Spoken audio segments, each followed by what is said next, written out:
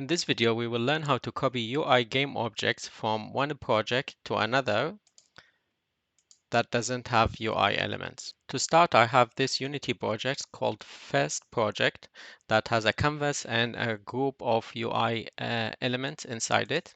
So first I could select the canvas and go to the canvas scaler. And if you choose under the UI scale mode, if you choose constant pixel size, that would guarantee that the elements, when they are copied into the new project, they will maintain their size. Okay, so next I have this all my UI elements grouped under this group. So what I can do from the hierarchy, I'll just drag them into the project window so that I could create a prefab. So we have a prefab created here.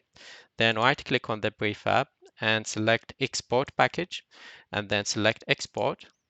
And then I'll just choose my download folder and give it a name. I'll just call it 3 points, or you could call it anything you want, and click save. Now to include these game objects into my other project, I'll go to the other project, which is called SecondPorject, and there's no UI elements here. So right click in the hierarchy, UI, and I'll create canvas element. So I could include the UI elements inside it. And then under the project window, right click and select import package, custom package.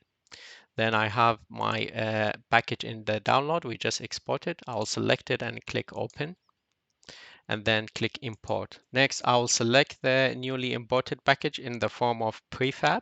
I'll select it, then drag it into the hierarchy into the canvas. But before that, it will asking me if I want to import text mesh pro essentials. I say yes, click it, import it. Then I could drag the prefab into the canvas so the canvas become parent of it.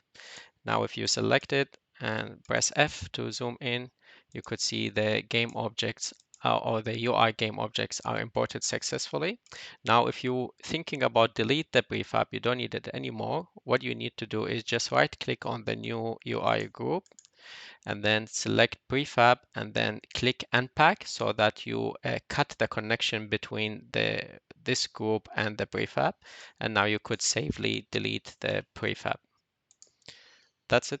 Thank you. Please like, subscribe, and click the notifications button to help me make more videos like this.